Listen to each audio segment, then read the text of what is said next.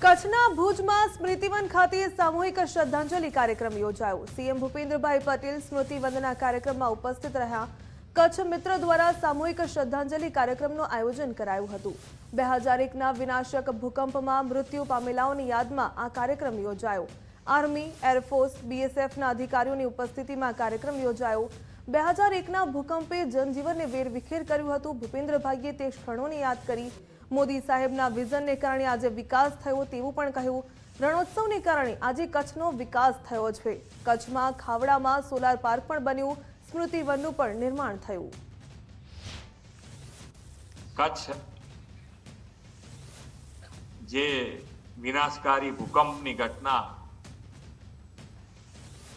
25 વર્ષ આજે પૂરા થવા આવ્યા છે। આ ભયાનક પરિસ્થિતિ અને આ ભયાનક ભૂકંપમાં જેમણે જાન ગુમાવ્યો એ બધાને આજે યાદ કરી અને મારી હૃદયથી સંવેદના વ્યક્ત કરું છું। આ ભૂકંપે કચ્છના જનજીવનને તહેશ નહેશ કરી નાખ્યું અને કેટલાય પરિવારો વેર વિખેર થઈ ગયા। કચ્છના ધંધા, રોજગાર, ઉદ્યોગ, વ્યવસાયને પણ ખૂબ મોટી અસર પડી। દેશ અને દુનિયાના લોકોને ત્યારે એવું લાગતું હતું કે કચ્છ હવે ફરી ક્યારેય બેઠું નહીં થાય,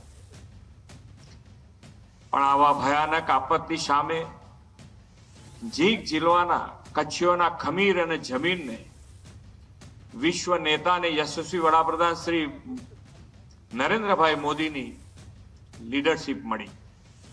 આપત્તિને અવસરમાં પલટવાના શ્રી નરેન્દ્રભાઈ મોદીના આહવાનને કચ્છીઓએ ઝીલી લીધું। જે કચ્છ ભૂકંપના વિનાશની ધ્રુજારી અનુભવી હતી તે જ કચ્છ આજે શ્રી મોદી સાહેબના દિશા દર્શનમાં દેશ અને દુનિયાને વિકાસની વાઇબ્રન્સીનું ઉદાહરણ પૂરું પાડે છે।